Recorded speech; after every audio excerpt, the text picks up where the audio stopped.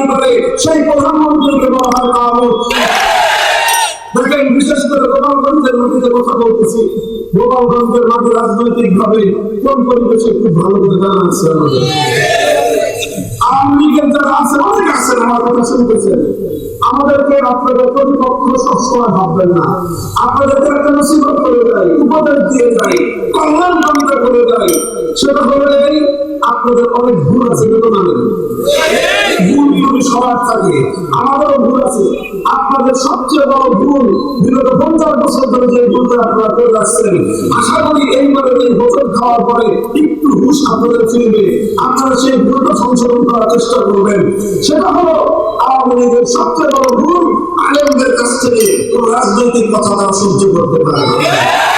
কাজেই আমার এই কথাটা যদি আপনাদের কাছে ভালো মনে হয়, যারা এই কথাটাকে ভালো পরামর্শ দিচ্ছে, আগামী দিনে আবার হয়তো আপনারা রাজনীতিতে পুনর্বাসিত হবেন, তবে এই ভুলটা সংশোধন করে আসছেন।